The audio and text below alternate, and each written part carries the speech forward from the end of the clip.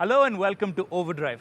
If you've been watching the news this week, you know that investment guru and philanthropist Warren Buffett is in the country, and Shireen's been tracking the world's third richest man as he travels through India. But don't worry, she'll be back next week right here on Overdrive. For now, let's get straight into the action with Bert in France. Renault is a popular name in India, but for all the wrong reasons. Their association with Mahindra and the Logan project came to naught. That car bombed at the sales office. They learned their lessons the hard way. Now they're setting out independently and they've got a new game plan in place. And that includes the introduction of 2 or 3 new cars over the next year and a half. The first of which is this, the Fluence.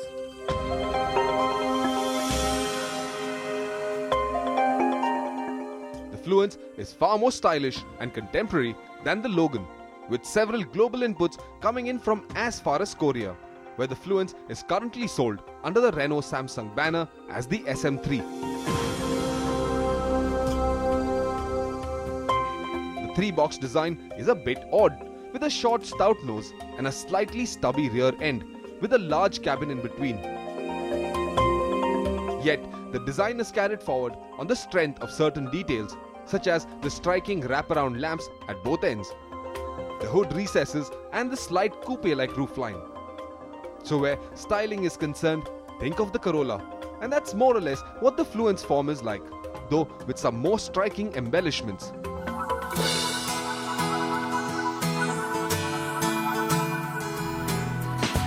The Fluence's dimensions also place it squarely against the Kizashi, yet we expect the car to be positioned against the Civic, the Cruze, Laura and Corolla. What that means is generous and well-appointed space in the cabin. I quite like how this interior feels. It feels rich, it feels luxurious. I like the soft touch buttons, I like the brushed aluminium touches on the steering wheel, on the dashboard. There's also these small chrome glints all across, especially on the speedometer and the tachometer bezels, the AC vents. It feels nice, it feels comfortable, and it feels upmarket. However, I don't like the size of these dials and knobs that are in the dashboard. They're very small and very difficult to access and operate. So the Fluence offers you a fairly rich driving environment, but it's the small details that take off some of the sheen and show the French quirkiness. But there is nothing quirky in what powers the car. Globally, the Fluence has about 5 or 6 engine options, including both petrol and diesel. But India, in all probability, will get a 1.6 petrol and the 1.5 DCI diesel, that's direct injection. Now, that's the car I'm driving here. It makes about 110 horsepower, but it isn't tremendously torquey. And then, this engine is also fairly noisy. Even here in Europe, where the roads are fairly silent, there isn't much traffic, you can hear this engine very loudly. This diesel is not new to India. It's already being used by the Logan. And as we've experienced in that car, it's highly competent. The key attribute is strong low and mid-range torque, which means you should be able to drive the Fluence comfortably in urban areas in higher gears and not downshift frequently. This engine should also be highly economical.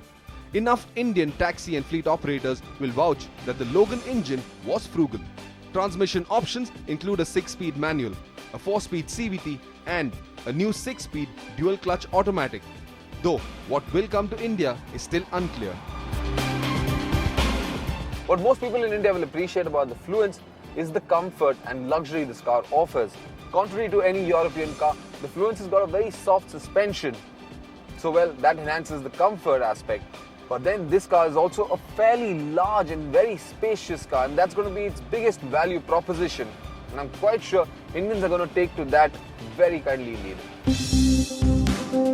The Fluence also offers several convenience and safety features that will enhance the ownership experience.